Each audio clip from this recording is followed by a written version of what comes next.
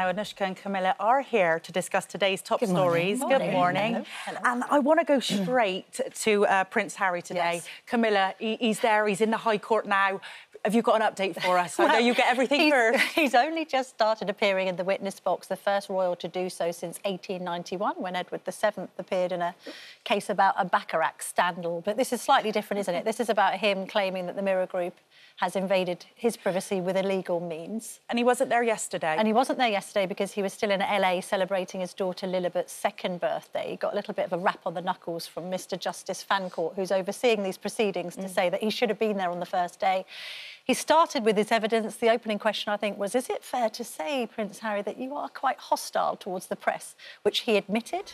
He said he wanted to be referred to as Prince Harry and not the Duke of Sussex throughout, and he's going to be taking the barristers through his case. And his case is that there were 33 different articles that were published by the Mirror Group, which is the group that's responsible for the Daily Mirror, the Sunday Mirror and the Sunday People, which he claims were containing information that was obtained by illegal means. And that's not just an allegation of phone hacking, it's also an allegation of something called blagging, which is when newspapers used private detectives to obtain private information about people. The Mirror Group denies these claims. It has admitted in the past of an incident of phone hacking and offered compensation, but it's disputing the other claims that Harry's making. So again, what we see is him wanting to take this all the way through court. What we had with Prince William, his brother, was settling a case out of court with the group that publishes The Sun on Sunday, and the now defunct News of the World, saying, I don't want to drag this through the courts, I just want to settle out of court. We think he took about $1 million in compensation for what happened to him.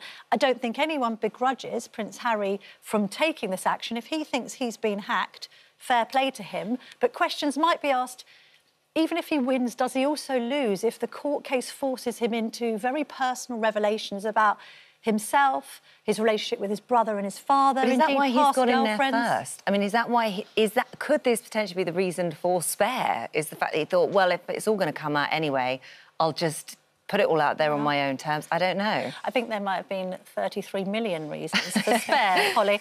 And he wanted to publish that book, and don't forget, it was initially going to come out in the autumn, and then, of course, Queen Elizabeth II died. He's got a lot to say, but this is bigger than his own personal revelations for him. You know, he's told friends, indeed he told your ITV colleague Tom Bradbury, I'm a man on a mission, this is my life's work, I want to reform the media. This whole thing he thinks is bigger than him and the family. He doesn't mind that he's making these revelations that are further driving a wedge in royal relationships, because he literally sees it as his mission to transform the media. But he also seems to be arguing that this intrusion has in itself caused a lot of the difficulties within the family, that he and his brother have had tensions as a result of some of the articles that have come out. And you know, clearly it's very focused on phone hacking, but I did think, and blagging, but I did think that first question, the kind of, how, you know, this hostility towards the press and him immediately admitting it, is basically the thread that runs through everything to do with Prince Harry. I mean, reading the book Spare, his hatred for the media is basically the lens through which I think he looks at so many different things.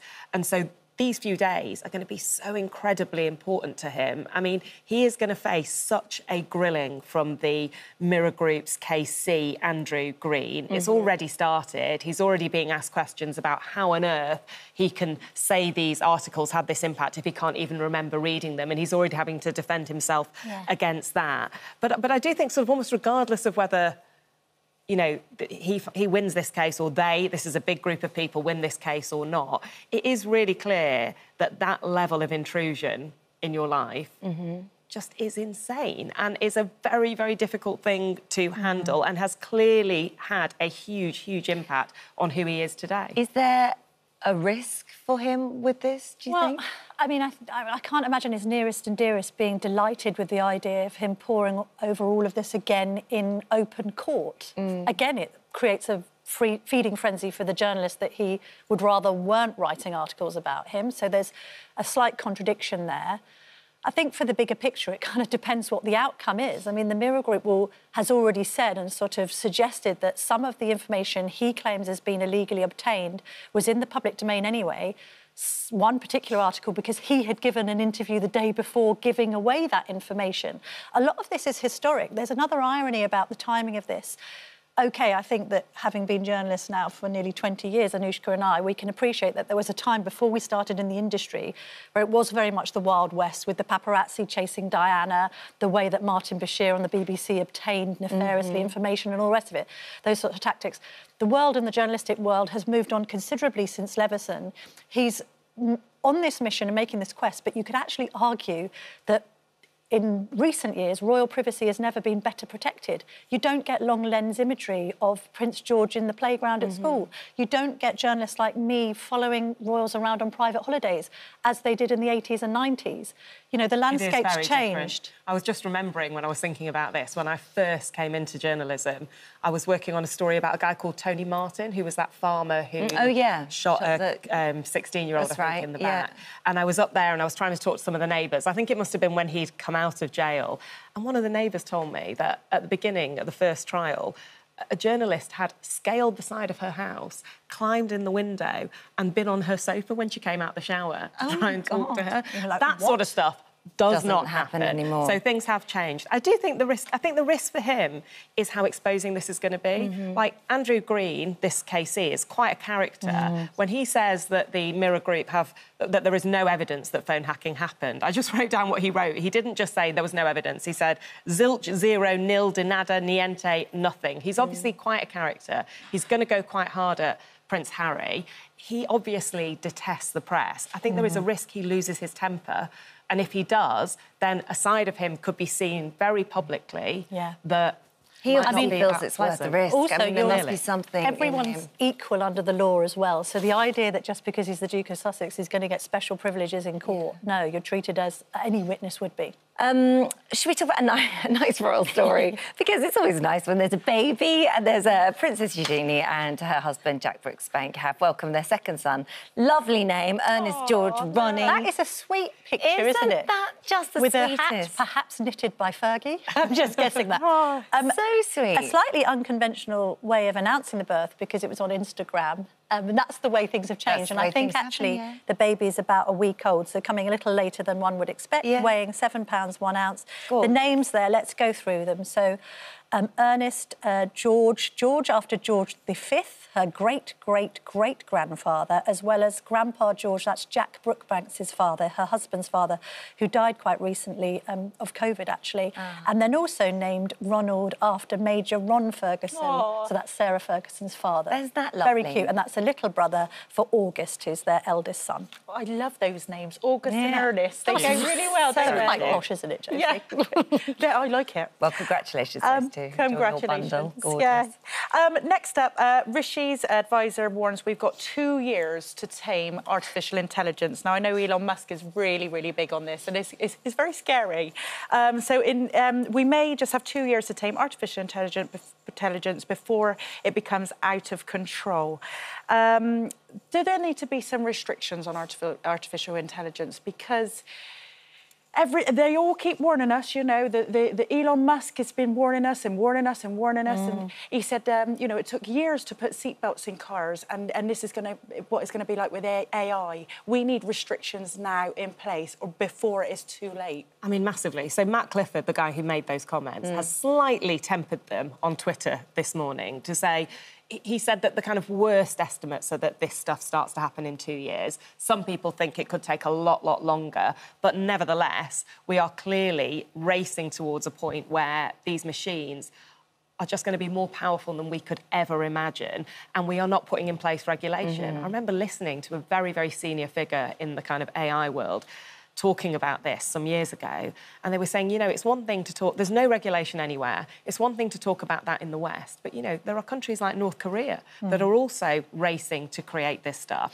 And if you're a bad guy that's going to be using AI for bad, are you going to adhere to regulations anyway? Well, no, but we do need to have a conversation about it to try and temper it, because at the same time, the rest of the world is racing to keep up with those guys as well. Yeah. And that, you know, Elon Musk, along with quite a lot of other quite high-profile people, signed this open letter where they basically said, should we let machines flood our information systems with propaganda? Should we automate away all jobs, including fulfilling ones? Should we create non-human minds that can outsmart all of us and probably ultimately replace us? And I know it sounds like the stuff of sci-fi, but, you know, Rishi Sunak has decided, apparently he was given a list of things he wanted the UK to be a world leader on, and he picked out AI as the thing he really wants to focus on. Really? He's going to Washington tonight. I'm actually travelling with the Prime Minister to try and report on that trip, and this is going to be really central.